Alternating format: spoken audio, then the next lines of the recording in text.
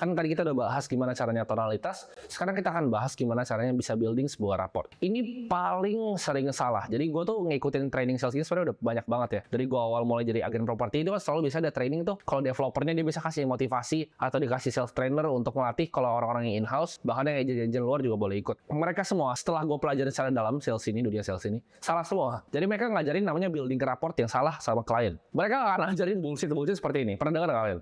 Oh, kalau kita ketemu klien, kita harus jadi persis sama kayak kliennya, ya kan? Gue dulu diajarin gitu. Jadi kayak mirroring nih, misalnya nih duduk dia begini, lu ikutin begini tangannya. Dia begini, lu begini gitu. Pokoknya ikutin karena gayanya sama. Terus kalau dia suka apa, lo harus pura-pura suka. Itu jatuhnya fake. Misalnya nih, lu sebuah sales dan gue bilang nih, gue suka ikan. Terus kayak, wih ikan bagus ya. Gue bisa tahu lu tuh fake gitu. Lu cuma mau jilat gue buat dapetin duit gue. Jadi gak usah kita pakai cara building rapport yang seperti itu. Diajarin ya kalau di training sales biasa itu diajarin jadi seperti bunglon. Kalian tau gak? Jadi kalau nempel di kayu tuh berubah warnanya, nempelnya berubah. Jangan ikut orang jadi apa gitu. Tapi jadilah diri kita sendiri dan jadilah sebuah expert di bidang kita. Itu caranya how you get more sales. Bukan jadi bunglon. Bukan dia suka ikan. Saya suka ikan hias juga pak. Oh gimana pak terus propertinya?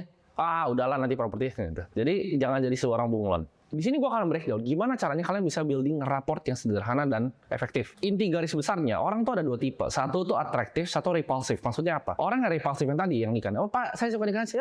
Ikan hias bapak bagus banget gitu, yang suka ngejilat. Itu repulsif. Kalian pernah nggak punya teman atau di tongkrongan kalian, entah kenapa kalian nggak suka aja gitu sama orang. Karena balik lagi, it's the way mereka present diri mereka. Gimana cara mereka ngomong dengan tonalitas suaranya. Gimana caranya mereka jadi bunglon, mau coba di sini, mau coba di sana. Itu orang-orang yang repulsif dan sales yang begitu. Itu kalian pasti deh susah closingnya. Percayalah, customer tuh nggak ada yang perlu dijilat. Kalian cuma perlu kasih tahu mereka itu sebenarnya butuhnya apa. Kalian bantu mereka deliver dan kalian peduli sama mereka. Kalian benar-benar care. Bukan cuma sekedar untuk ngambil komisi dari mereka. Ada orang yang terkesan ngeselin, ada orang yang terkesan tuh karismatik. Yang bikin bahan konglomerat tuh mau main sama dia. Tapi kalian mungkin ngomong di sini, tapi saya nggak punya karisma. Gimana caranya bikin karisma? Gua ajarin caranya kalian bikin karisma. Karisma itu bisa dilatih. Karisma itu sesimpel yang pertama tadi kita belajar. Tonalitas. Balik lagi ke cara kita menyampaikan. Cara penyampaian kita seperti apa. Gimana caranya jadi orang yang disukain dong kalau gitu sama calon klien. Caranya itu cuma satu. Manusia itu sebenarnya dari dasarnya ya. Egoisnya minta ampun. Manusia itu cuma peduli gua, dan gua. Jadi manusia itu makhluk yang egois. Kalau lu bisa bantu klien lu achieve goals dan mimpi-mimpi mereka dengan produk lu, pasti akan closing. Tujuannya seorang sales adalah bawa customer ke dalam mimpinya mereka. Bawa customer ke tujuannya mereka. Bawa customer ke kebutuhannya mereka. Sesimpel itu. Dari sini kita sebenarnya bisa tarik ke beberapa aspek ya. Jualan itu bukan nipu ya.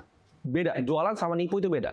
Jualan itu kita bantu customer ke kebutuhan dia apa. Dan kalian sebagai sales benar-benar percaya bahwa apa yang kalian bawa ini tuh bisa membantu hidup mereka. Contohnya, kalian jualan asuransi. Kalian benar-benar percaya dari diri kalian. Bukan cuma dapat komisi buat keren-kerenan presentasi dapat bonus, enggak. Kalian benar-benar percaya ini asuransi ini bisa bantu hidup dia menjadi lebih baik. Oh, klien gue ini hidupnya lebih baik loh.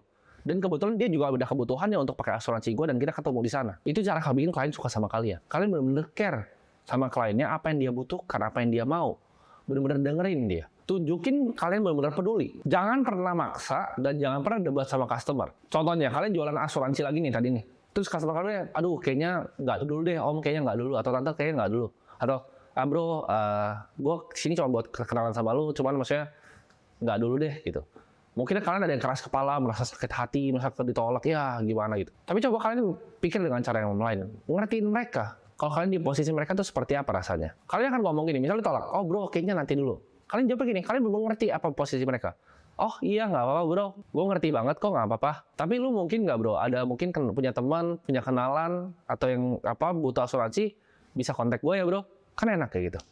Kalian nggak harus maksa dia, bahkan dia akan mikir, kalau misalnya nanti suatu butuh, iya ya, ini orang asuransinya itu nggak maksa gue loh. Oh ini orang asuransi baik, kalau gue punya anci, gue butuh asuransi, kayaknya gue kasih dia aja deh.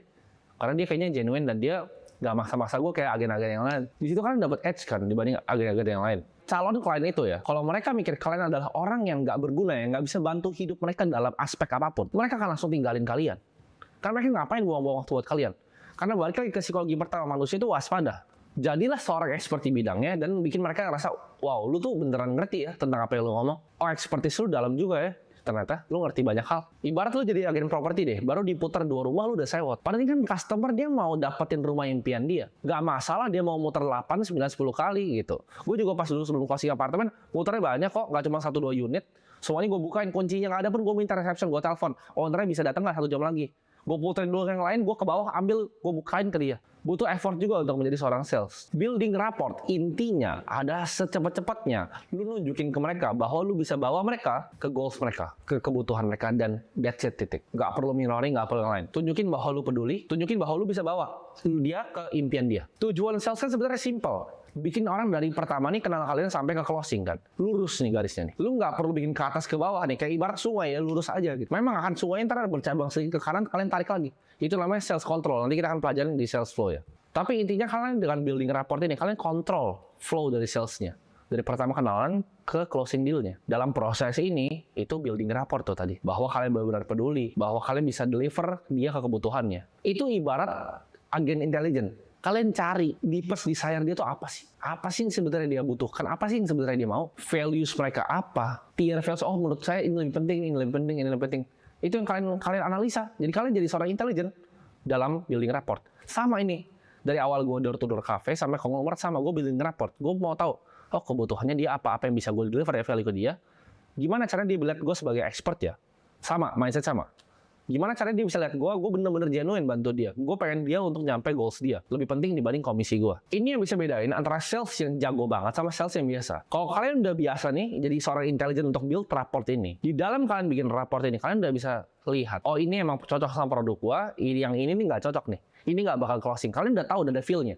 Tapi itu ribuan repetisi, ya. Ribuan cold call. Kalian udah tahu, oh orangnya kayak gini tuh kayak gini. Oh orang kayak ini kayak gini. Itu akan jadi pattern recognition di otak kalian. Kalian akan tahu, oh yang kayak begini tuh, dia ujung-ujungnya nggak akan beli rumah. Yang kayak itu ujung-ujungnya nggak akan beli asuransi. Dan oke, it's okay. Karena sales itu bukan bisa closing 100% semua orang. Sales itu bukan closing 100% semua orang. Karena ada orang yang memang nggak bisa di-close. Dan nggak masalah. Nah itu kita akan bahas tuh nanti di prospecting. Gimana caranya kita dapat prospek yang lebih baik. Gue pengen kalian punya skill jualan. Sampai kalian mikir gini, begitu kalian coba jualin nih, kalian udah prospecting, kalian tahu, oh ini kayaknya nggak bisa closing, dan nggak closing. Kalian akan mikir, oh memang ini orang nggak bisa di-close. Moti-moti kayak mau sales terbaik di dunia yang jualin, mereka nggak akan ada yang bisa closing orang. Karena memang dia nggak cocok gitu. Sales yang pemula itu nggak punya sales funnel yang baik. Mereka terima semua orang dengan tangan terbuka. Ya semua di customer gue. Mereka nggak filter. Kenapa Harvard itu jadi Harvard? Karena mereka filter. Yang masuk tuh nilainya harus bagus, harus pinter, bayarnya harus mahal, harus mampu bayar. Harvard nggak terima kan ke semua orang. Tapi lihat dia kampus nomor 1 di dunia. Jadilah Harvard. Ya. Mau jadi sales yang top, lu nggak bisa jualan ke semua orang.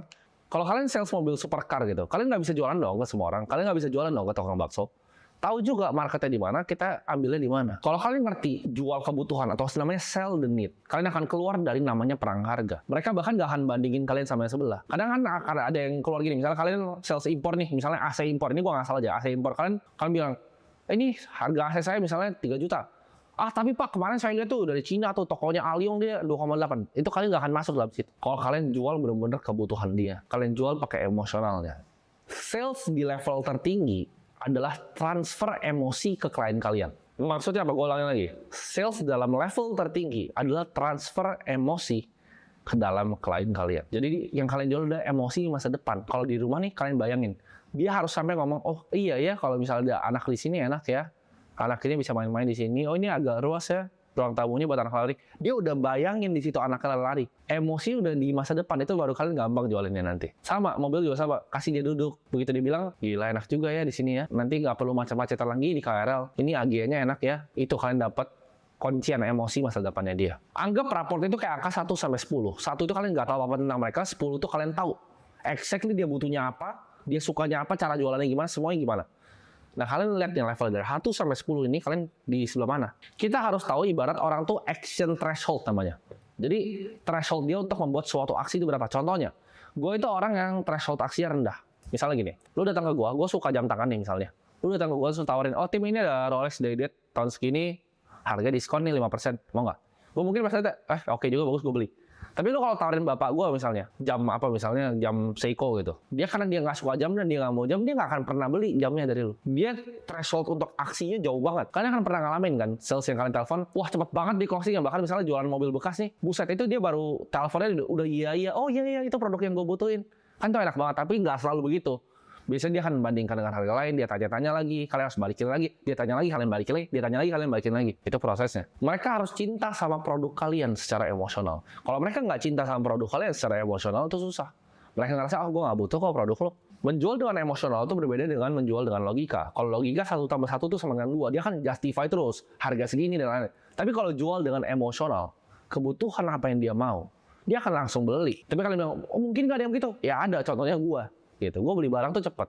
Dan gue nggak banyak mikir. Dan banyak orang kayak gue yang gue kenal. Nah, faktor selanjutnya, selain kita analisa tuh level threshold actionnya di berapa, kita harus lihat juga kepercayaannya dia. Kita dapat nggak kepercayaannya? Karena trust di dalam sales itu penting. Orang-orang baru kenal kok, ngapain gue percaya sama lo? Orang lo cuma sales mau duit gue. Kalau kalian jadi orang repulsif yang tadi gue bilang, ya kecium bau-baunya, cuma mau komisi, mereka akan lari jauh-jauh dari kalian. Makanya biasanya ya, semakin sukses sebuah sales. Contohnya, sales property nomor 1 di Amerika, kayak Ryan Serhant. Orang yang datang ke dia nggak peduli. Mau sama gue, ya udah. Tapi gue expert. Gue bakal jualin rumah lo dengan harga yang baik. Ini contoh pribadi ya, ini case study dari gue sendiri untuk gue mengamati sales ya.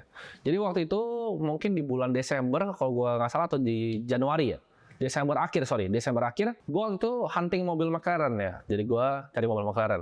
Nah, gue ketemu 2 opsi. Mobil yang gue mau tuh sama sebenarnya. Dua-duanya McLaren Spider, tahunnya sama, tapi ada 2 yang jualan. Satu itu barangnya dipegang sama anak consignment mobil di Instagram. Ya lumayan terkenal. Tapi anak consignment mobil, satu itu dealer mobil yang memang udah terkenal. Dia dulu bekas pegang McLaren Jakarta. Nah, perbedaannya apa nih? Ya, ini perbedaan yang gue kasih tau kalian ya. Yang expert jualan sama yang baru mulai. Mungkin dia baru consignment 3-4 tahun.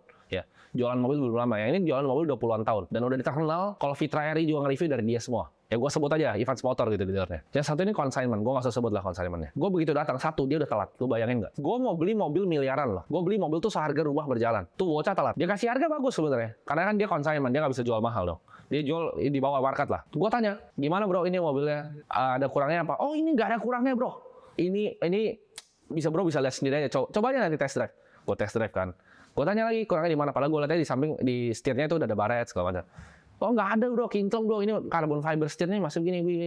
Nah itu kalian bisa nangkap kan, itu kayak snake oil salesman gitu dia. Gue bisa cium, nih orang cuma mau jualan mobilnya biar cepat laku gitu. Oh iya enak ya bro, ya ini bisa buka gini nih. Nah, beda banget sama pas gue datang ke dealernya Evans Motor. Gue datang sana, gue tanya mobilnya mana, oh bro ini mobilnya. Gue tanya waktu itu, kurangnya di mana? Dia jelasin, oh ini kurangnya di sini, tapi kita bisa benerin seperti ini, biayanya sekiranya mungkin segini bro. Jadi ntar pas bro pakai udah rapi semuanya. Nah kalau lu beli mobil, ya apalagi mobil supercar, lu pasti bingung kan untuk beresin, apa misalnya gue nggak punya waktu untuk beresin maintenance ya.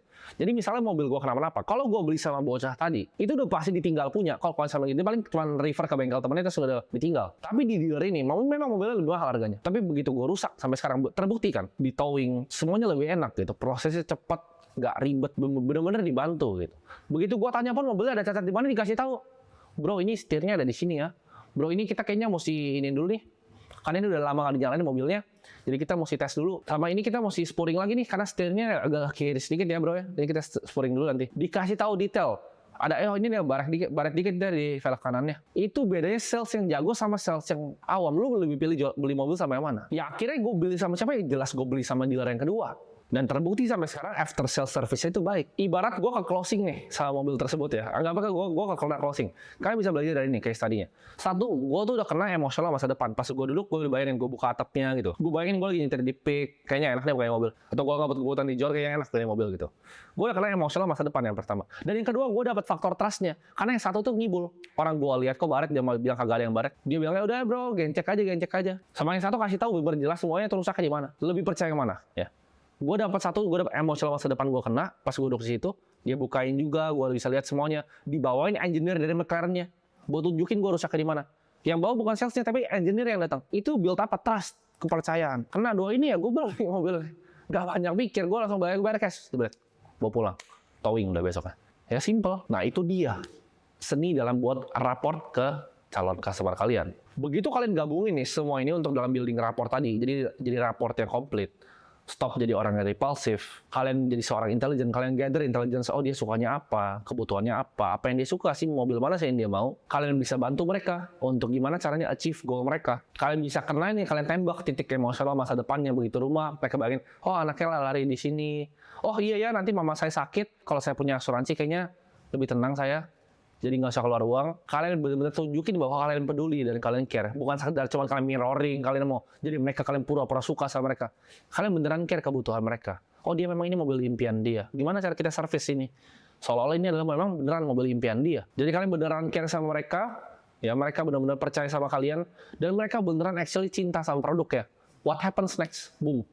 Closing sales. Ya, mau jualan mobil miliaran harga rumah, mau jualan mobil Agia, lu mau jualan gerobak bakso, mau jualan sedotan kayak gua ke kafe. Konsepnya sama dalam building rapport.